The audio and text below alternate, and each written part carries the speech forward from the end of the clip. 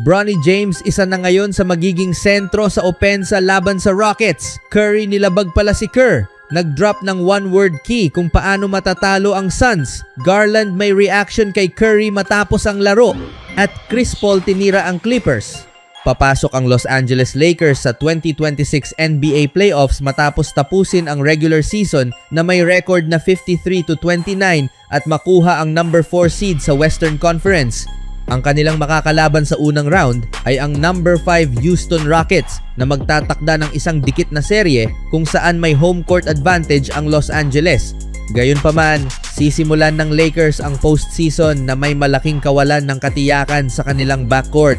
Sina Luka Doncic at Austin Reeves ay parehong nagtamo ng injury noong unang bahagi ng Abril at mananatiling out ng walang tiyak na pagbabalik, kung saan inaasahan ng organisasyon na kakailanganin nila ng hindi bababa sa 3 hanggang 4 na linggo para makarecover. Ang timeline na iyon ay nagbibigay ng posibilidad na makabalik sila sa Game 5 na halos katumbas ng 4 na linggo. Hanggang doon, kailangang harapin ng Los Angeles ang unang bahagi ng serye nang wala ang dalawa nilang pangunahing tagalikha ng opensa.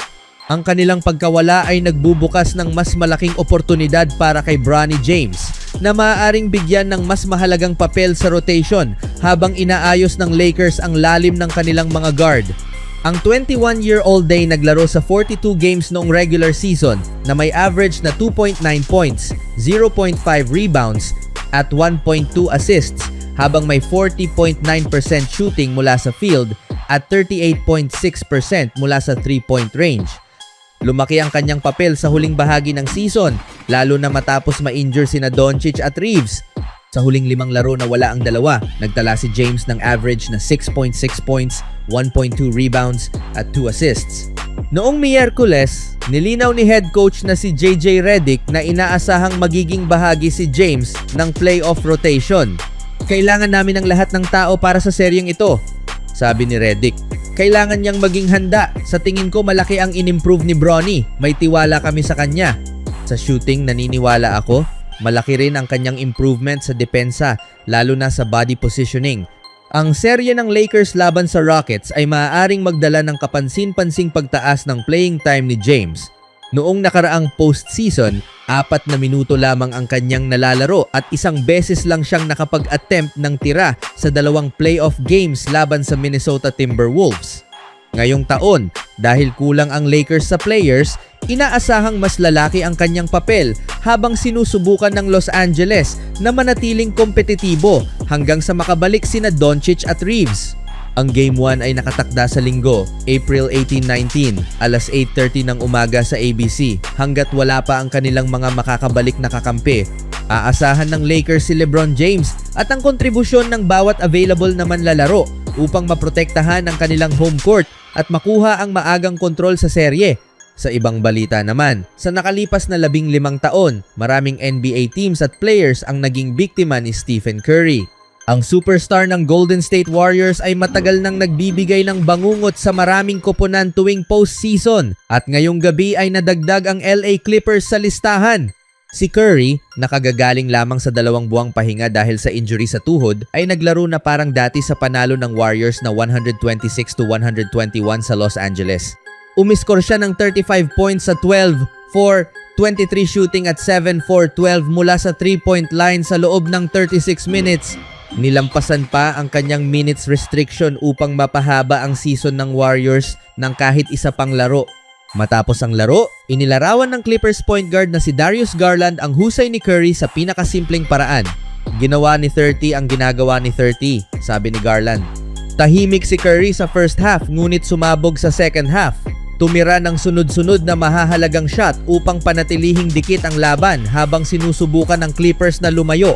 Umabot sa 13 puntos ang lamang ng LA sa fourth quarter, ngunit pinangunahan pa rin ni Curry ang pagbabalik ng kanyang koponan.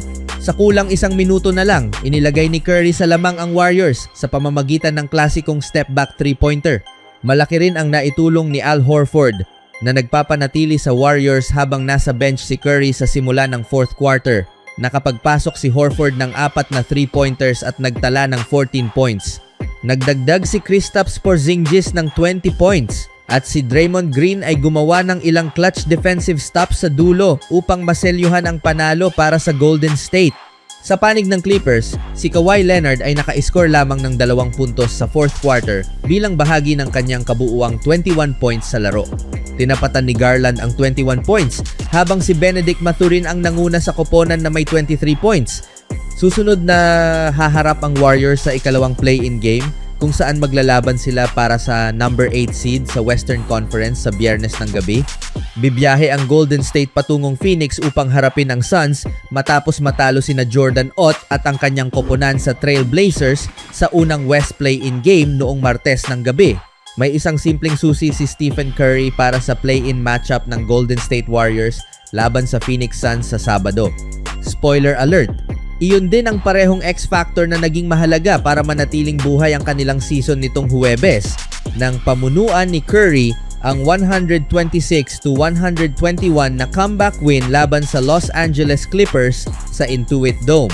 Matapos magtala ng game high na 35 points, ipinaliwanag ni Curry kung ano ang kailangan ng Warriors upang makalusot sa play-in tournament at makapasok sa NBA playoffs kung saan haharapin nila ang number 1 seed na Oklahoma City Thunder. Parehong resiliency, sabi ni Curry kay Ali Clifton ng NBA on Prime. Binanggit iyon ni Coach Steve Kerr sa locker room bago ang laro sa ganitong win or go home na sitwasyon. Akala mo kilala mo na ang team, pero kailangan mong kayanin ang mga run ng kalaban at manatiling matatag emosyonal dahil pabalik-balik ang laban. At nalagpasan namin iyon sa huling 3 minuto. Kaya manatili lang hindi ito magiging perpekto pero humanap lang ng paraan para manalo. Gaya ng sinabi ni Curry, ilang beses ding umatake ang Clippers sa buong laro ngunit bawat pagkakataon ay nakabawi ang Warriors. At nang dikit na ang laban sa huling bahagi, sina Curry, Al Horford at Draymond Green ang nag-angat sa Golden State para makuha ang panalo. Malamang na magkakaroon din ng mga malalakas na run ang Suns sa isa na namang win or go home game sa Biyernes, kaya kailangan ng Warriors na ulitin ang parehong mentalidad upang maiwasan ang elimination.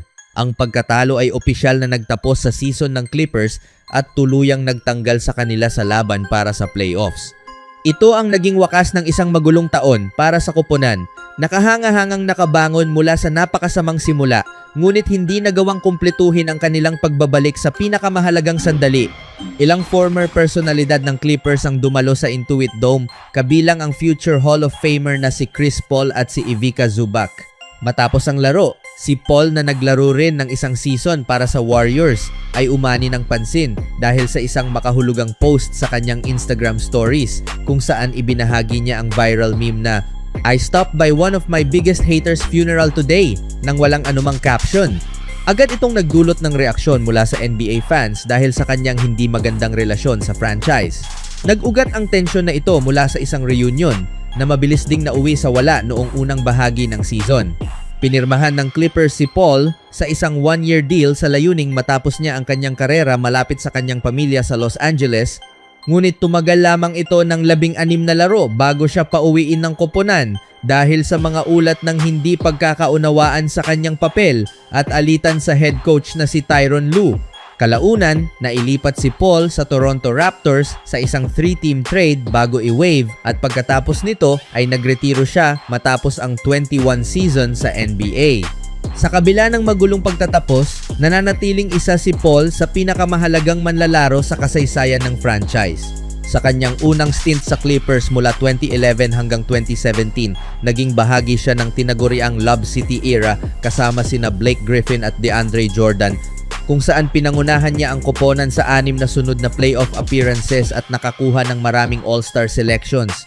Ang kampanya ng Clippers noong 2025-26 ay isang kwento ng pagbawi hanggang sa pagbagsak nitong Huwebes. Matapos magsimula sa malungkot na 6-21 record, bumawi ang Los Angeles sa pamamagitan ng 36-19 na takbo upang matapos sa 42-40 at makuha ang number 9 seed sa West. Nagbigay ng matatag na liderato si Kawhi Leonard habang ang mga bagong dating na sina Darius Garland at Benedict Mathurin ay naging mahalagang bahagi ng kanilang pagbangon.